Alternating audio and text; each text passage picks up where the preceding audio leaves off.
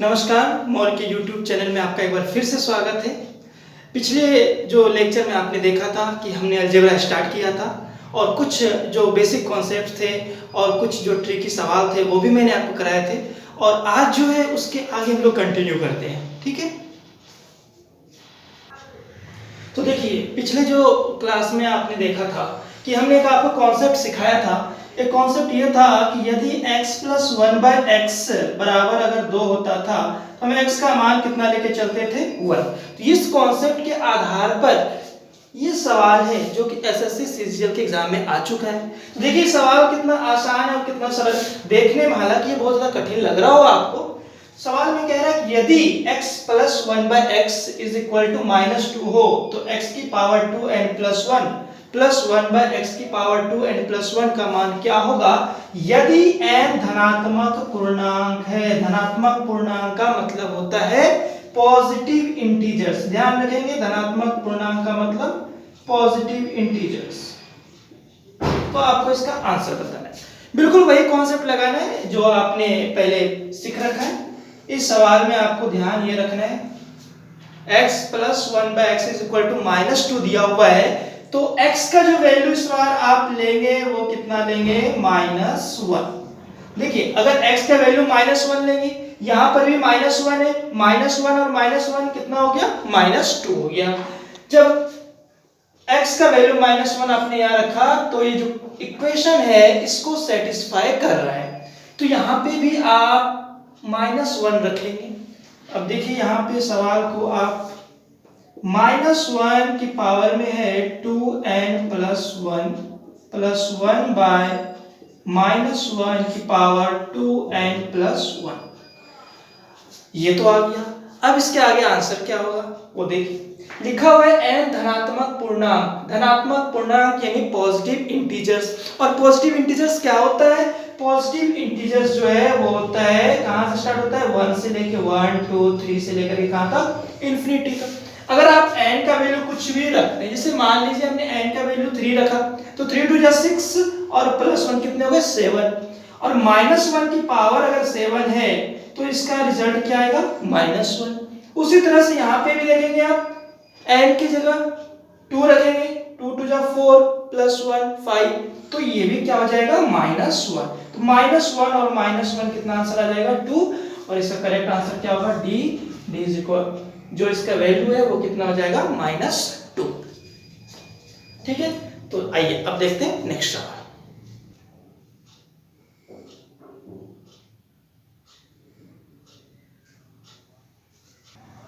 आइए अब देखते हैं नेक्स्ट सवाल। दूसरा सवाल आपके सामने है, यदि x plus y minus z minus 1 का whole square plus z plus x minus y minus 2 का whole square plus z plus y minus x minus 4 का होल स्क्वायर इक्वल टू 0, तब x plus y plus z का value क्या आएगा? तो देख रहे हैं आप सवाल, ये थोड़े से डरावने सवाल जरूर है, थोड़ा सा आपको डर लग रहा होगा मे बी, बट ये सवाल बहुत ही आसान है। इस सवाल का जो कॉन्सेप्ट है ये भी मैंने आपको पिछला लेक्चर में बता दिया है। तो जिन लोगों ने हमारा पिछला फर्स्ट लेक्चर नहीं देखा है तो उनसे रिक्वेस्ट है कि आप पहले वो लेक्चर देखेंगे तो ये सारे सवाल जो बड़े आसानी से आप यूं ही हल कर लेंगे। तो देखिए इस सवाल में आपको क्या करना है, आपको हमने कॉन्सेप्ट सिखाया था कि यदि X square plus Y square equal to अगर 0 होता है तो हम क्या करते हैं, x का वैल्यू 0 एज्यूम कर लेते हैं और y का वैल्यू भी क्या एज्यूम कर लेते हैं 0।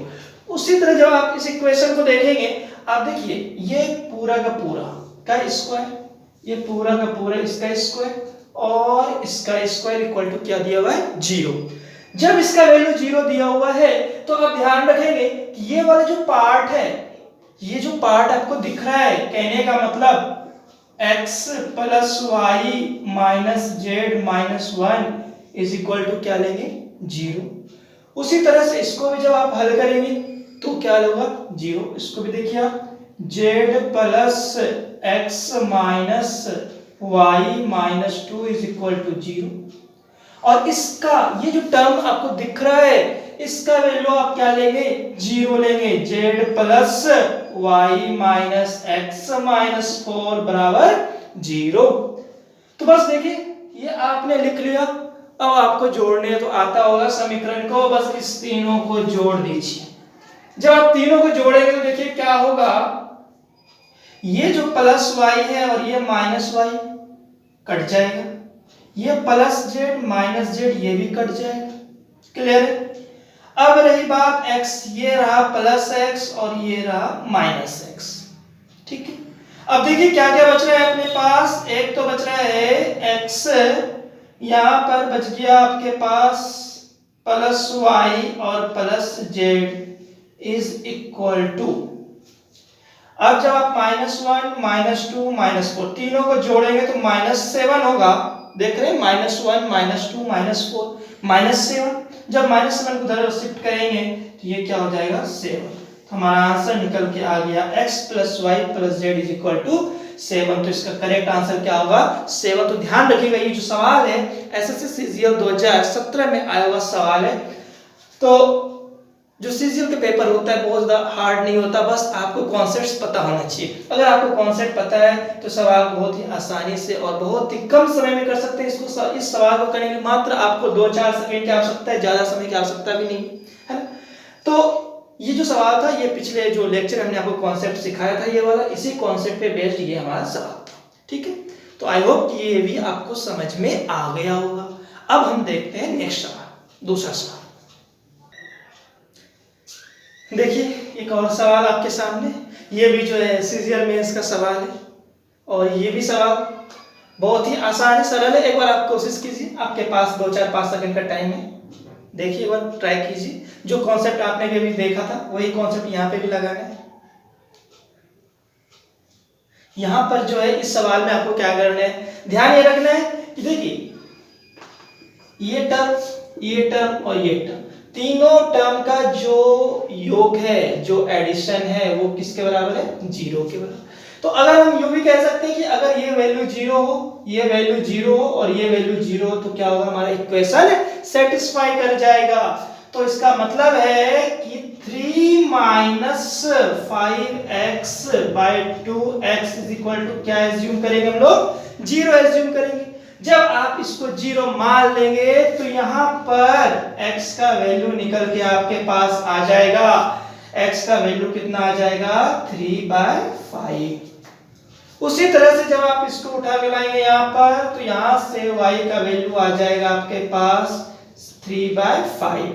उसी तरह से z का भी आप निकाल सकते हैं, z का वैल्यू भी क्या आ जाएगा 3/5। z का वैल्यू क्या आ जाएगा यहाँ पे 3/5।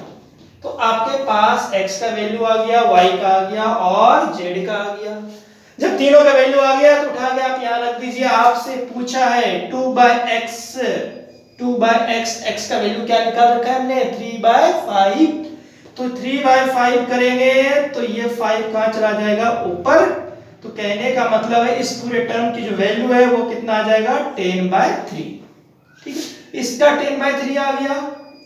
अच्छा, तो आप इसको 3 बार जोड़ दीजिए क्योंकि सेम है, ये भी सेम है, ये भी सेम और ये भी सेम है। तो 10/3 + 10/3 + 10/3 तो इसका वैल्यू कितना आ जाएगा 10 आ जाएगा। देख लीजिए, तो इसका करेक्ट आंसर क्या हो जाएगा 10।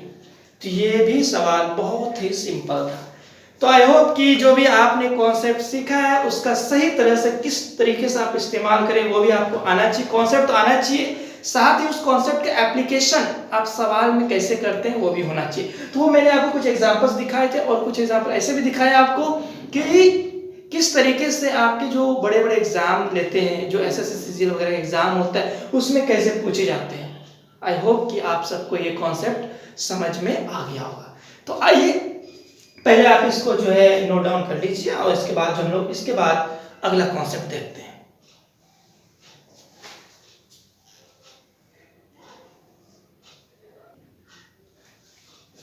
आइए एक बार फिर से देखते हैं। देखिए ये जो आप सवाल देख रहे हैं है ना, ये जो सवाल है आपने काफी बार बहुत सारे एग्जाम में देखा होगा है ना, बहुत ही इंपॉर्टेंट सवाल है ये भी। और ये जो आपका थर्ड टाइप का सवाल, इससे पहले हमने 2 टाइप आपको करा दिया है, तीसरे टाइप का सवाल है आपके सामने। तो देखिए इस सवाल में बहुत ही मात्र 2 सेकंड का काम है, ज़्यादा कुछ नहीं करना सवाल, ये सवाल 2 सेकंड में हल होने वाला है, लेकिन उसके लिए आपको कॉन्सेप्ट आना चाहिए, है ना। तो इस सवाल के लिए कॉन्सेप्ट क्या है, आप कॉन्सेप्ट सीखिए पहले। देखिए याद रखेंगे आप, ये इंपॉर्टेंट कॉन्सेप्ट है। यदि A square plus B square plus C square minus A B minus B C minus C A हो, तो ये जो है ये किसके बराबर होता है, ये होता है half of A minus B का whole square plus B minus C का whole square plus C minus A का होल स्क्वायर। ध्यान रखेंगे half of A minus B का whole square plus B minus C का whole square plus C minus A का whole square. तो ये concept आप ध्यान में रखेंगे। यदि A square plus B square plus C square minus A B minus B C minus C कहीं दिया हुआ है, तो क्या होगा, half of A minus B का whole square plus B minus C का whole square plus C minus A का होल स्क्वायर। ठीक है, तो अब आप ये करना कुछ नहीं है, आप यहाँ देख रहे होंगे बस ए और बी का अंतर पता करना है, b माइनस सी का अंतर पता करना है और c माइनस ए का अंतर पता करना है। तो देखिए यहाँ पे अगर हम पहले सवाल की बात करें, फर्स्ट क्वेश्चन की, जो टाइप 3 का जो पहला सवाल है, देखिए यहाँ पे ध्यान से 874 और 875 के बीच कितने का अंतर है। अब डायरेक्ट हल करेंगे, हाफ ऑफ 874 और 875 के बीच कितने का अंतर है, -1 का। a माइनस बी करेंगे ना, तो 874 माइनस 875 -1, तो यहाँ पे क्या हो जाएगा, -1 का whole square plus b minus C ध्यान देंगे 875 है 870 है, यहाँ पर 2 का डिफरेंस है, इसका मतलब ये क्या हो जाएगा, -2 का स्क्वायर प्लस c माइनस ए, c 877 है और उसमें a घटा देंगे, 870 में 874 घटा देंगे, कितना आएगा, -3 का भी स्क्वायर कर दीजिए। और देखिए कितने आसानी से यह सवाल हल हो जाएगा। हाफ ऑफ 1 और 4 5 5 और 9 5 कितने हो गए, 14, और इसको 2 से काट देंगे, कितना आ जाएगा, 7। तो 7 इज द करेक्ट आंसर। तो अलजेब्रा का डर बिल्कुल आप अपने दिमाग से निकाल दीजिए, आपको अलजेब्रा से डरने की बिल्कुल जरूरत नहीं है, क्योंकि इतने बड़े बड़े सवाल, इतने कठिन सवाल आप बड़े आसानी से कर सकते हैं। मैंने 2 सेकंड 4 सेकंड, हाँ बस आपको थोड़ा सा काम करना है कि कॉन्सेप्ट थोड़ा सा फोकस रखना है। तो हम हर सवाल के पीछे जो ट्रिक्स है वो तो बताते रहेंगे, साथ ही साथ जो कॉन्सेप्ट यूज हो रहा है उसके अंदर वो भी हम बताते चलेंगे। तो अब आप देखिए दूसरा सवाल बिल्कुल सेम टू सेम है, बताइए इसका आंसर। बड़े आसानी से आप इसका भी निकाल सकते हैं, निकालिए फटाफट, जल्दी जल्दी।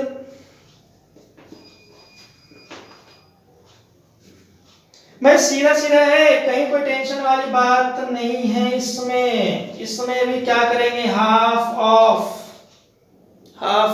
ध्यान दीजिए, a माइनस बी 97 98 डिफरेंस -1 का स्क्वायर कीजिए, प्लस 98 से 99 है, यहाँ पे भी -1 का स्क्वायर कीजिए, और प्लस c माइनस से 99 से 97 -2 का डिफरेंस है, यहाँ पर -2 का आप स्क्वायर करेंगे, तो देखिए कितना हो जाएगा, हाफ ऑफ 1 1 2 और 2 का -2 का स्क्वायर 4 4 2 6 और 4 2 6 होगा, हाफ ऑफ 6, तो कितना हो जाएगा आंसर इसका, 3।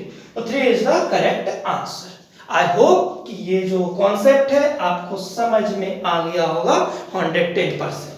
उतार लीजिए इसको। इसके आगे हम देखते हैं नेक्स्ट कॉन्सेप्ट। आइए देखिए एक और कॉन्सेप्ट, एक और सवाल आपके सामने। सवाल देख रहे हैं आप, सवाल का जो लेंथ है वो लंबा चौड़ा है, बहुत बड़ा सवाल दिख रहा होगा आपको, है ना।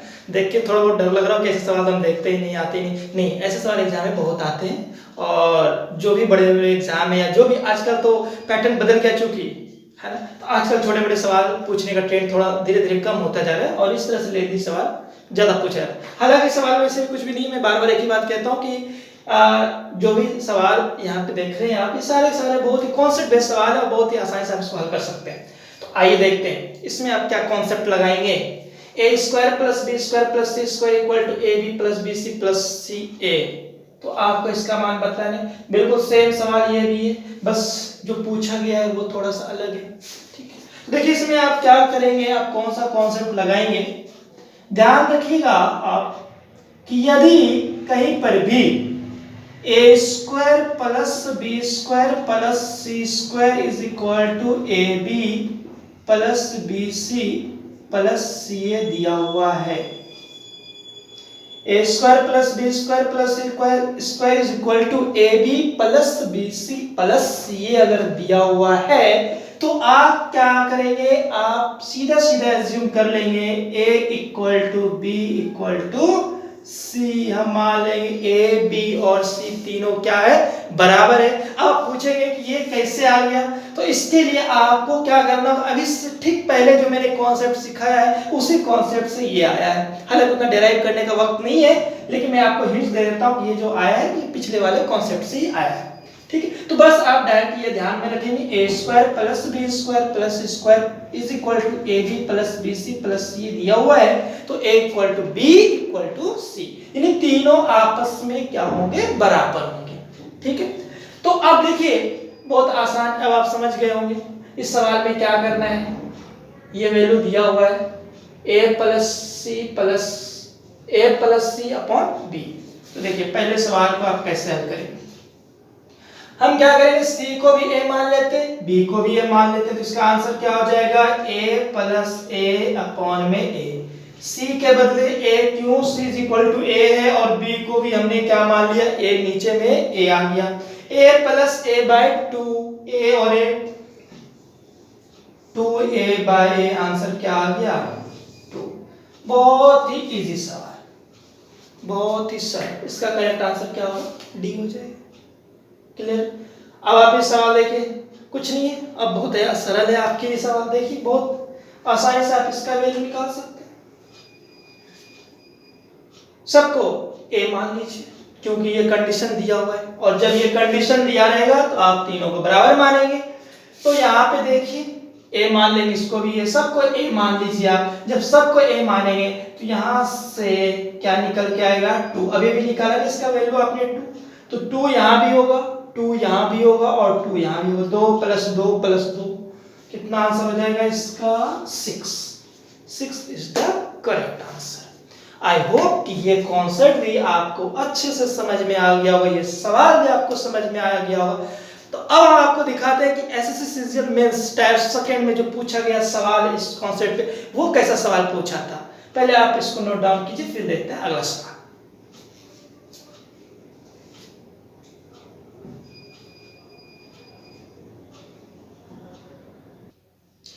तो देखिए अभी जो आपने कॉन्सेप्ट सीखा उस पे ये सवाल है ना, ये भी देखने में आपको बहुत ही डरावना, बहुत ही बड़ा सवाल है ना, नजर आ रहा होगा, देखिए A square plus B square plus C square is equal to A B plus B C plus C दिया हुआ कंडीशन। बस आपको ये कंडीशन ध्यान रखना, चाहे सवाल कुछ भी पूछे आपको बिल्कुल टेंशन नहीं लेना। देखिए अगर ये कंडीशन दिया हुआ है A is equal to B equal to C लेना है, बस वैल्यू रख दीजिए। अब देखिए इतना बड़ा सवाल है, घबराने की बिल्कुल भी आवश्यकता नहीं है आपको। क्यों, आपको पता है हम क्या करेंगे, सब जगह बी की जगह ए, सी की जगह सब जगह आप ए रखिए। देखिए क्या आता है, जब आप यहाँ पे हल करेंगे इसका वैल्यू क्या आएगा 2 प्लस 2 प्लस 2, ए प्लस ए 2a बाय ए, तो ये क्या आ जाएगा 2। पिछले सवाल की तरह ये भी है। तो ये देखिए ये जो तीनों मिलकर कितना आ गया 2 प्लस 2 प्लस 2 6 आ गया। अब आप इसका वैल्यू निकालिए। अब इसमें क्या होगा, ये होगा 1/2 और 1/2। क्यों, ए के जगह आप ए रहने देंगे, बी की जगह ए प्लस यहाँ पे 2 हो गया, क्लियर। तो जो उसका जो वैल्यू है वो क्या हो जाएगा 1/2 प्लस 1/2 प्लस 1/2। अब जब आप इसको सॉल्व करेंगे तो क्या आएगा इसका वैल्यू 6 इंटू इसका वैल्यू आ जाएगा 3/2 और ये कट जाएगा 2 1 जा 2 2 3 जा 6 3 3 जा 9। तो इसका आंसर क्या हो जाएगा 9। तो बहुत ही सरल था, बहुत ही सिंपल, कहीं कोई टेंशन नहीं, जरा सा भी नहीं, चाहे इतना बड़ा सवाल क्यों ना दिया रहे, बस आपको कॉन्सेप्ट पता होना चाहिए। कॉन्सेप्ट में कुछ नहीं करना, बस आप ये याद रखेंगे A = B = C। अब देखिए सीजीएल मेंस का सवाल है, ध्यान रखेंगे ये सीजीएल में पूछा गया सवाल है। आप देख रहे हैं सवाल का फॉर्म, बस ये कंडीशन पे आपको टारगेट करना है, बिल्कुल टारगेट मिस नहीं करना और नहीं टारगेट से हटना है। यहाँ पे देख रहे हैं A के जगह सिर्फ x है, B के जगह y और C के जगह z, बिल्कुल same to same, no tension. तो यहाँ पर x = y = क्या लेंगे आप, z ले लेंगे। बस वैल्यू रख दीजिए सब जगह। अब देखिए यहाँ पे 3x की पावर 4 है, 3x की पावर 4 है प्लस y के जगह भी क्या रख देंगे हम, x रख देंगे। तो ये क्या हो जाएगा +7x की पावर 4 प्लस यहाँ पे भी क्या हो जाएगा 5 x की पावर 4। क्लियर है। अब नीचे में भी देखेंगे आप x² × y², y के जगह x रखेंगे तो x² × x² क्या हो जाएगा x की पावर 4। तो ये हो जाएगा 5 की पावर 4 प्लस इसको जब आप हल करेंगे इसको भी लिख सकते हैं हम लोग 7x की पावर 4 प्लस 3x की पावर 4। तो बस क्या है 7 3 10 और 5 15, ऊपर में हो गया 15x की पावर 4 और नीचे में 7 5 12 और 3 15, नीचे में 15x की पावर 4। ये और ये कट गए, ये और ये भी कट गया, तो इसका आंसर क्या आ गया 1। आई होप कि ये भी जो है आपको समझ में आ गया होगा बिल्कुल अच्छे से तरीके से। तो जो भी कॉन्सेप्ट आपको अब तक मैंने सिखाया है इसको आप लोग प्रैक्टिस कीजिए, इसको बार बार रिवाइज कीजिए और पिछला वाला जो वीडियो है वो भी एक बार आप जरूर देखें। और अब हम लोग मिलेंगे अगले वीडियो में, तब तक आप घर में रहिए, सुरक्षित रहिए और पढ़ाई कीजिए। धन्यवाद, थैंक यू सो मच।